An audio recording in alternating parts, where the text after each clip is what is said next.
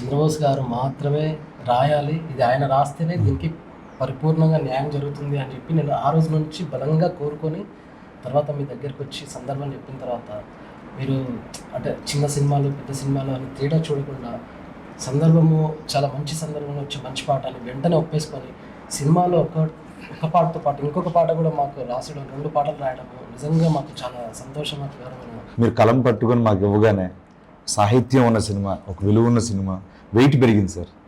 Thank you so much మీ బ్లెస్సింగ్స్కి. నిజంగా సార్, అంటే ఏదైనా సరే మనకు రాసే ప్రతిభ ఉండొచ్చు, రాసే ఒక సామర్థ్యం ఉండొచ్చు, కానీ అంటే ఒక కొత్త సందర్భం లభించడం అనేది నిజంగా మాకు కూడా అవకాశం.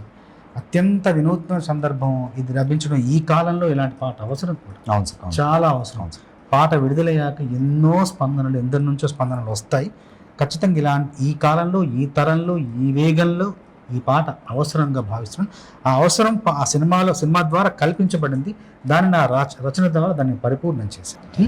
మరొక్కసారి సినిమాలో నటించిన నటీనటులకు, సాంకేతిక నిపుణులకు, నిర్మాతలకు అందరికీ మరొకసారి నా మనస్ఫూర్తిగా నా అభినందనలు తెలియజేస్తూ, సినిమాలోని పాటలతోనే పాటు సినిమాలో రాజయోధ పాట కావచ్చు, ఇప్పుడు మొన్న వచ్చిన దిస్ ఇస్ మై దరిద్రం పాట కావచ్చు, ఇప్పుడు ఈ పాట కావచ్చు, అన్ని పాటలు ప్రజాదరణ పొంది సినిమా గొప్ప విజయం సాధించాలని